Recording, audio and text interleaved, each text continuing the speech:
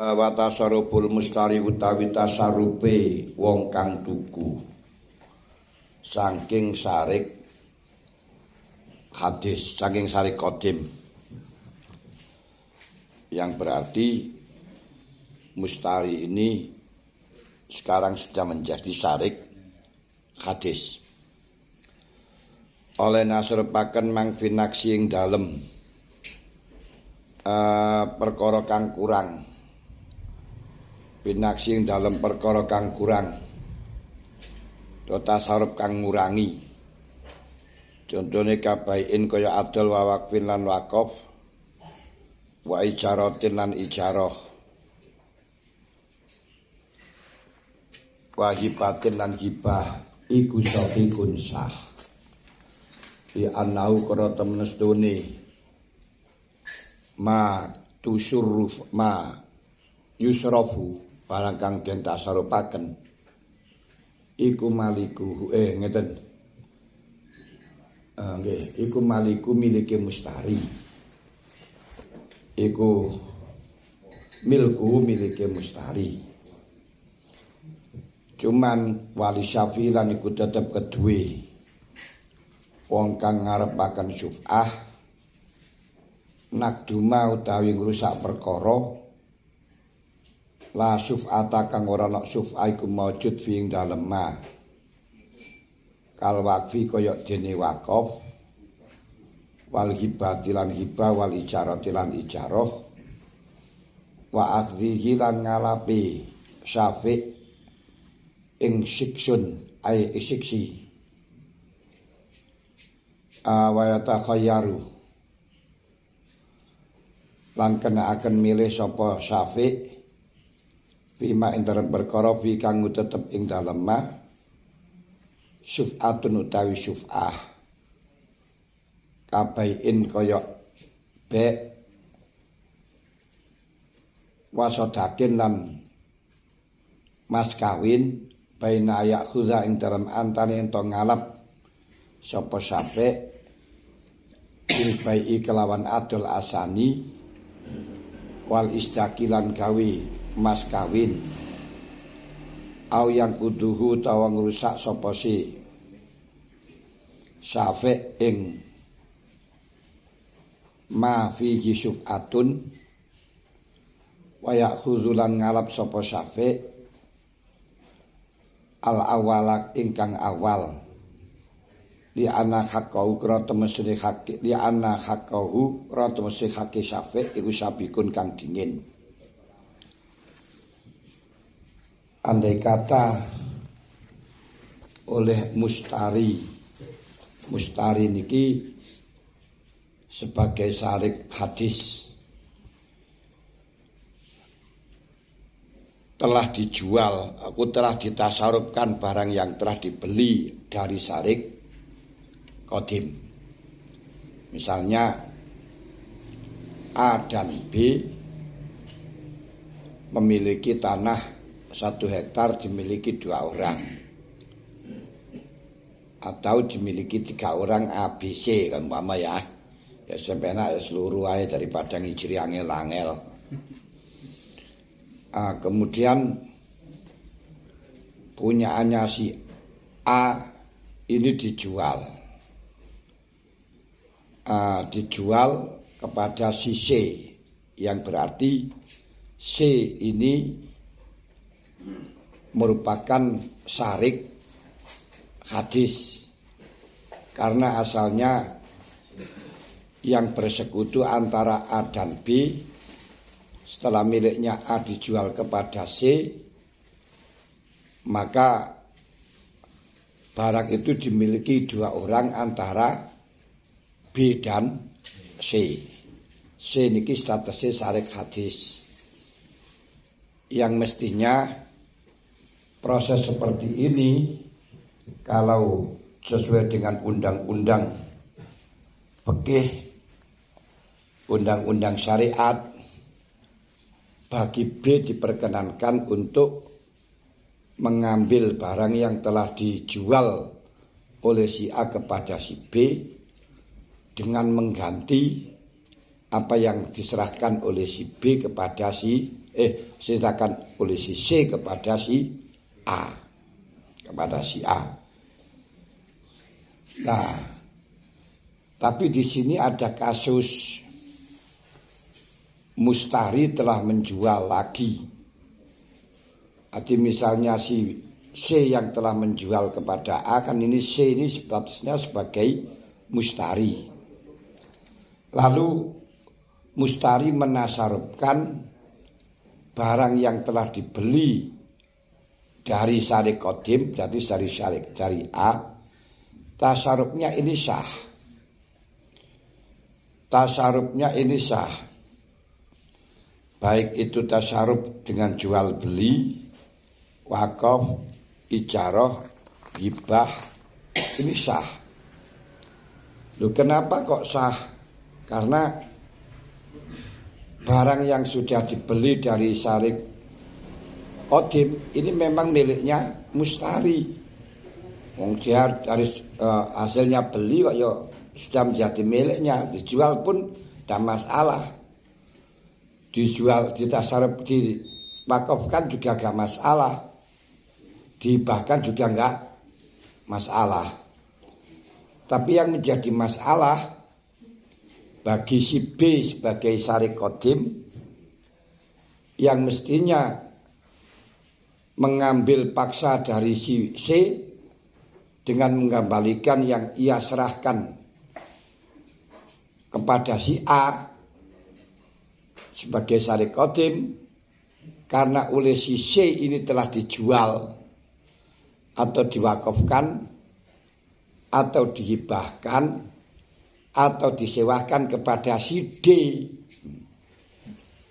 Nah, D ini berarti kan D ini syarik hadisul hadis. Syarik hadisul hadis yang baru dan barunya baru. Kalau yang C tadi kan syarik hadis, sekarang berarti hadis atau akhdas, ya. Ajdad, syarik ajdad lebih baru lagi.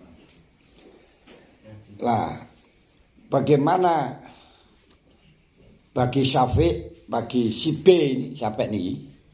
Si B untuk mengambil barang dari si D tersebut sebagai syarik asdad.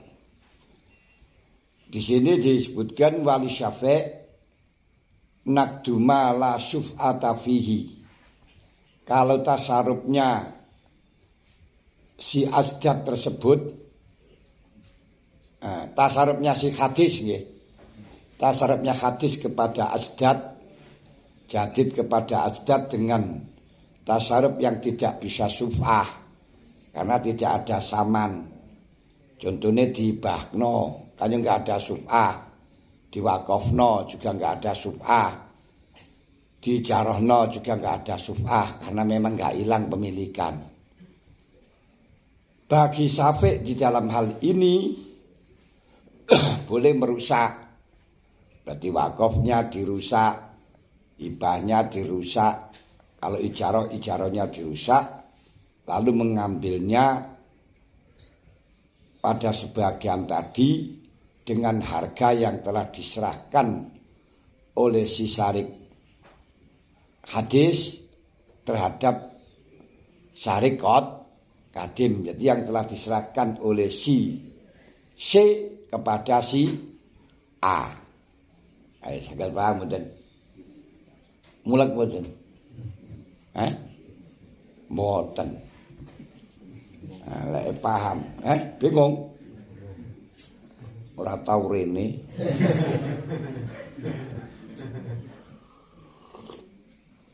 Lek biasa rene ya ora bingung. Lah nggih to.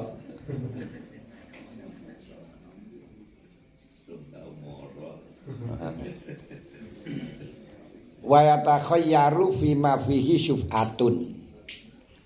Tapi kalau tasarufnya syarik hadis yaitu si C terhadap D, ini tasaruf yang bisa syuf'ah, berarti ada saman, ada iwat.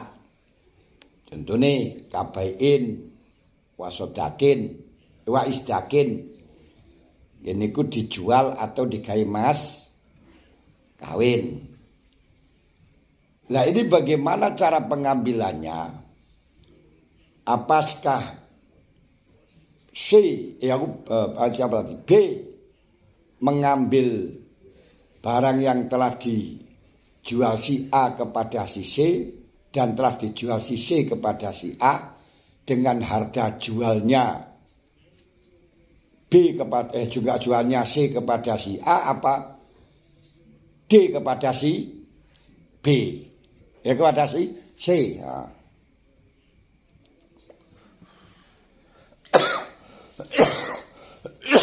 Dengan harga yang mana? Ya takhayyaru, disuruh milih. Antaranya mengambil dengan bek yang kedua wal isdak atau merusaknya jual belinya yang kedua mengambil dari dengan harga yang pertama. Karena dideloi penjualannya si A kepada si C tadi itu harganya lebih mahal apa lebih murah daripada penjualannya si C kepada si D kalau ngono tok. Kalau gawe mas kawin oleh si C kepada si D ya tinggal bojo sing dibayari mas kawin ini potongannya regane luwih larang daripada tanahnya apa ndak kan gitu aja. Lebih mahal daripada pembelian si C dari A apa ndak karek ngono ae didelok. Kalau lebih murah yang pertama ya ambil saja dengan harga yang pertama dengan cara merusak jual belinya si kedua kepada yang ketiga yaitu merusak jual belinya si C kepada si D. Kalau kira-kira harga penjualannya si D kepada C kepada si D ini lebih murah, biarin saja jual belinya berlanjut, tapi dia mengambil syuf'ah dengan harga yang disepakati oleh si D dan si ngoten lho. Paham betul nih?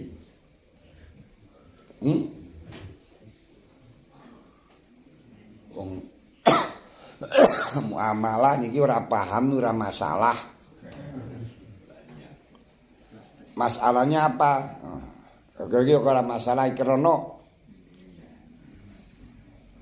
hal yang langka semacam ini dan kalau ternyata ada jual beli seperti ini di Indonesia tidak bisa dibatalkan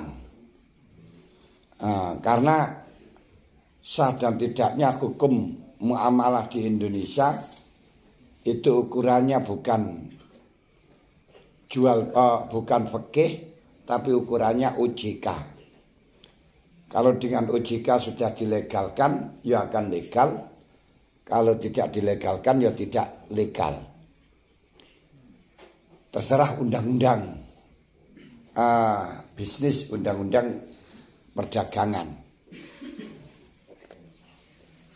Ya, sedangkan OJK yang rumuskan di DPR kalau ngoten tok.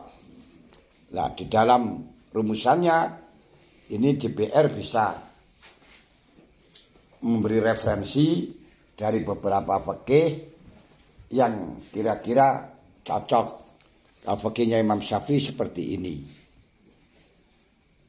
Dalam hal ini saya masih awam, belum tahu bagaimana undang-undang jual beli di dalam OJK dalam hal ini.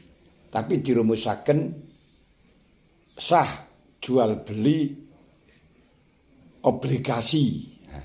Jual beli obligasi itu ya seperti ini. Jual beli obligasi itu jual beli saham. Lah jual beli saham itu adalah juz'un minal musyarakah. Hanya saja jual beli saham yang diperbolehkan sah oleh OJK itu baik saham dari barang yang mangkulat atau tidak mangkulat. Yang kosimu kali ini sudah jelas ya. Layang kosimu di layang kosimu, tapi yang kosimu walam yang kosim. Barang yang sah digunakan akad sufa itu yak balu taksim gampangan. Yang kosimu barang yang bisa dibagi, tapi lam yuksam belum dibagi. Berarti dalam hal ini jual beli yang diperbolehkan untuk syuf'ah hanya dalam hal niku tok. Sedangkan di dalam saham, karena barang-barang yang dijual dalam saham itu biasanya kalau perdagangan yang ada itu ya barang yang bisa dipindah dan barangnya bisa dibagi juga. Siji-siji ini bisa. Ini sah. Kalau sudah sah gak boleh diganggu gugat.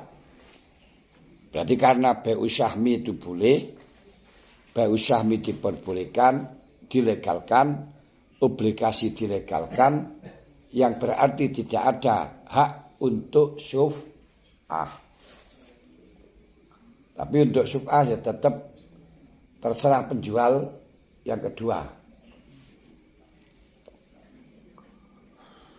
Kalau gitu, kalau terserah itu namanya bukan syuf'ah. Sebab syuf'ah itu hakun qahriyun, hak paksa untuk memiliki barang yang telah dijual oleh syarik qadim terhadap syarik hadis. Kenapa diperbolehkan untuk hakul qahriyun? Disebabkan barang yang sudah dibeli itu kan harus dibagi. Kalau sudah dibagi nanti akan dalam rangka qobad, dalam rangka menerima. Kalau sudah dibagi ini akan menjadi doror. Karena memanfaatkan tanah yang lebar itu lebih maslahah, lebih banyak guna dibandingkan tanah yang sedikit, gitu loh. Itu diantaranya. Tapi di sana doror yang terjadi itu adalah doror termasuk ujratul kismah, ongkos untuk membagi. Ongkos untuk membagi. Karena ongkos yang membagi itu adalah menjadi haknya berdua, kewajibannya berdua.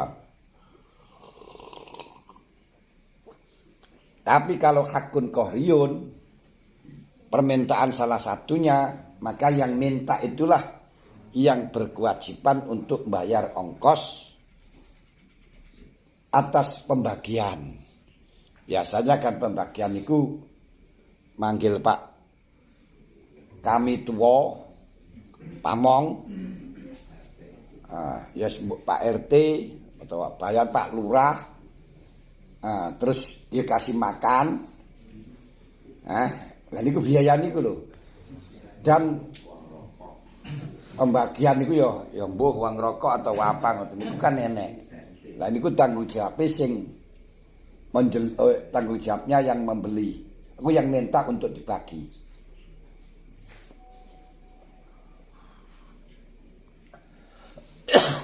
Maka dari situ disahkan juga oleh OJK tabungan emas. Sekarang itu ada tabungan berupa membeli emas, yang nanti pengembaliannya ya berupa emas, yang membeli dengan membeli emas. Dikarenakan kalau aku menabung berupa uang yang dikembalikan kepada uang itu 3 tahun itu sudah nominalnya sudah berkurang 30%. Harganya sudah lebih kurang daripada walaupun tuh harganya sama, tapi nilainya itu sudah turun 30%. Makanya yang stabil harga emas, sebab harga emas itu akan selalu mengikuti naik turunnya uang. Agar dia tidak rugi, nilainya tidak berkurang, yaitu dengan cara menabung emas. Cara ini membeli emas. Dan ini sekarang berlaku semacam itu. Caranya, misalnya emas 1 juta, sampai membeli berapa persen, berapa gram.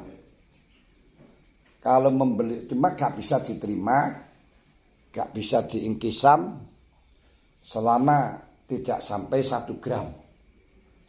Dibandingkan bisa membeli 100.000, berarti memiliki 0, atau 10% 10 gramnya 1 gram. Biro 100.000 berarti 10%-nya 1 gram hitungan dewe kan ngoten. Nah ini tidak bisa cuman tidak bisa diminta.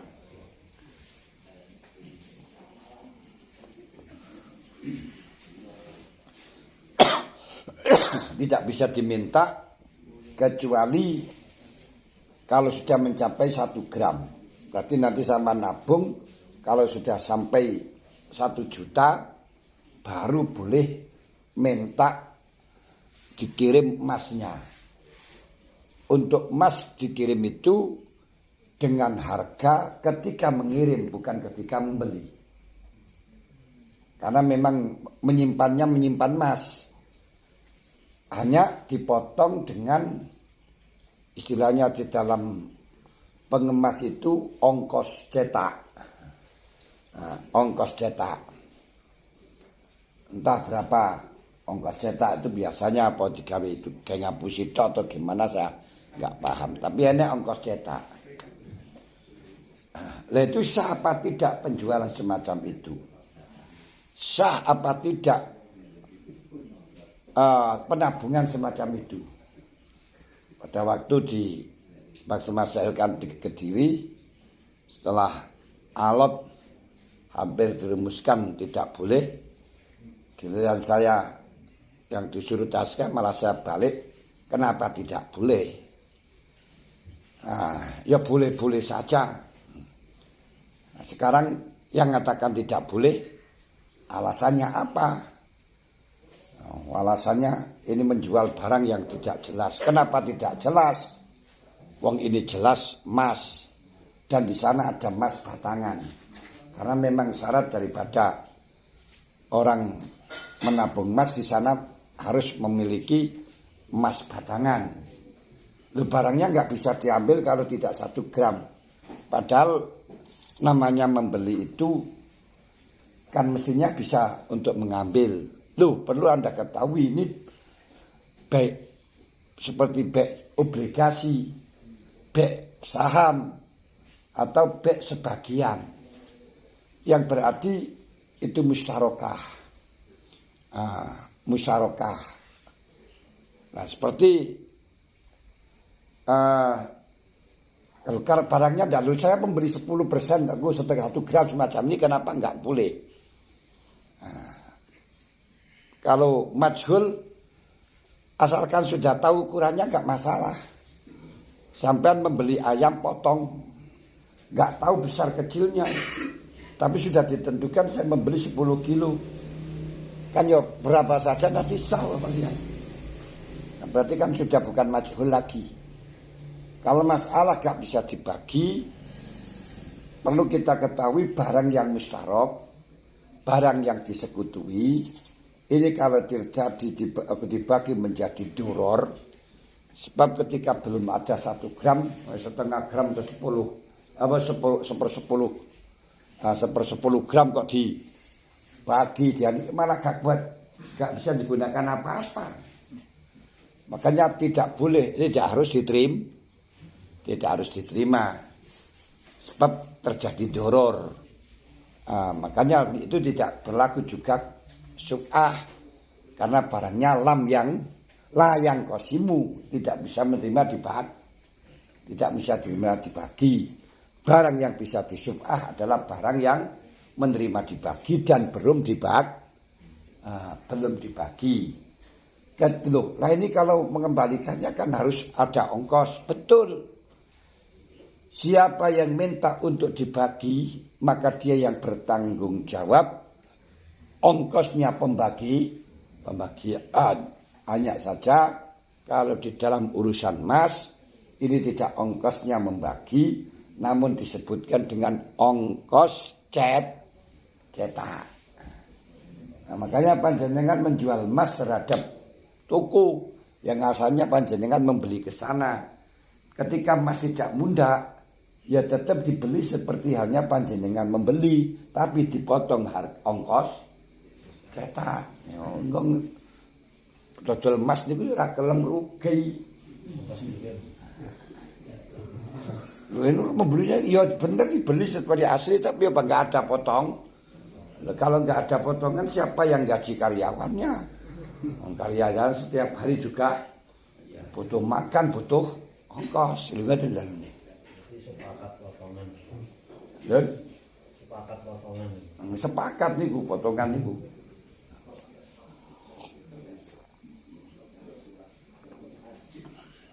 Lah endek. Karena jane yo namanya namanya potongan tapi aslinya ya potongan harga bukan potongan ongkos cetak. Karena tidak ada musyarakah kan berarti tidak ada ujratul kismah wong barang yang dibeli ya itu yang dikembalikan ya itu kok. Ontas cetaknya gimana ngono lho. Ya gak usah asline niku ya ben kalau dikatakan wong tuku luwih larang kok iso dodole luwih murah. Kan mestine padha tak potong harga cetak. Tapi mestine kalau kamu sadar ya harus luwih murah jenenge membeli ya mesti minta yang murah, kalau jual minta sing mahal. Nah kalau memang tokonya itu menjual dengan sama, ya maka tokonya toko goblok. Lah gue sih bayari karyawan apa kan mestinya gitu. Ngoten lho. Jadi di dalam syub'ah kemarin sudah kita ketahui apabila oleh syari kodim digunakan mas kawin dengan 5 hektar misalnya. Ini dalam syuf'ahnya cukup mengembalikan dengan mahar misil. Nah, mahar misilnya berapa? Kan ini anak di Brebes niku orang yang kaya raya usia 72 kawin dengan wanita yang masih usia 19 dengan mas kawin umroh sekeluarga, terus uang tunai 500 juta, terus rumah dan tanah itu kan ya mau gak apa-apa, mas kawinnya mahal kok. Dia sudah 72, ya tinggal ditunggu warisannya aja ngono ya.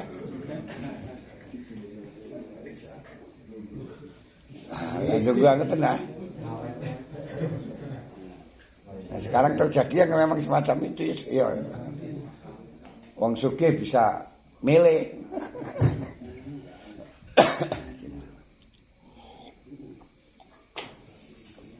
Nah, wanitanya tanya Mau ya itu jodoh ngono saja. Jane kan yo ya aku butuh duit jane kan muni ngono kan ya ora pantes. Ini ra jodoh ngono ae.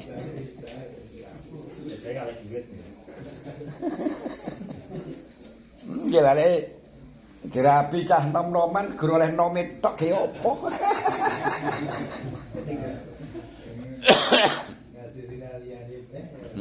Niku wis oleh mas kawine 500 juta. Terus umroh sak keluarga, dapat rumah, terus dapat tanah, ya ini. Dapat mobil, ya wis ta. Langsung mendadak kaya ngoten mawon. Lah urusan wis tuwek kan yo suwe-suwe lek wis ketemu Bapak Hari kan yo wis padha ae kan ya.